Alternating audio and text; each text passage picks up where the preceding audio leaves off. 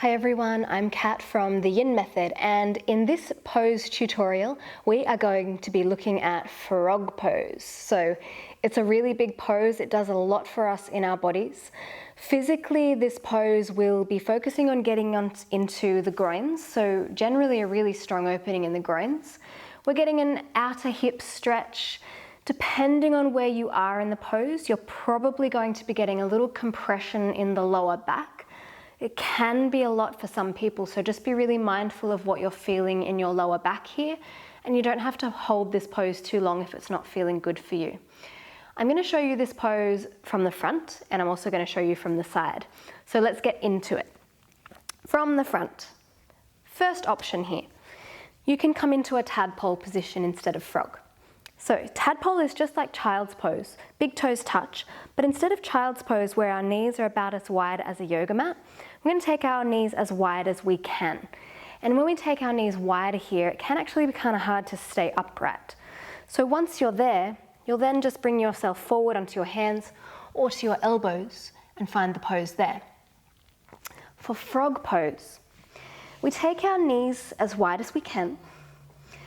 We think about our knees being in line with our hips going out to the side, and our knees being in line with our ankles that are going out to the back. So before I fold forward, I will show you this now from the side to show you what it looks like. So again, knees wide, hips in line with knees, ankles in line with knees. Now what tends to happen here is that people start to come forward and they start to lean their hips forward, or they start to take them back. Can you see if they can stay even with your hips? So from here, you can stay upright if that's enough. You can come to your elbows. Maybe you come to your belly. Maybe you just rest and chill out here and just hang. That's personally a little bit too much for me. If you need to, you can use a bolster to lay on here. You can have it under your elbows, or you can lay on it under your belly.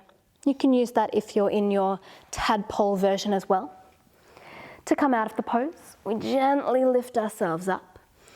And then there's really no one-size-fits-all way of coming out of this pose. So I like to use my hands to lift up and just bring my knees back together. You might just roll forward, you might sink back, you might come out in your own way, as long as the way you're coming out of the pose works in your body and is not causing pain or injury, of course. Come out in your way. As for the energy lines we're targeting here, I will usually do this pose when we're doing a liver and gallbladder class. So really focusing on that inner seam of the leg for the liver, the outer seam of the leg for the gallbladder. It's doing a bit more than that, but usually that's my focus when I do use frog in a class.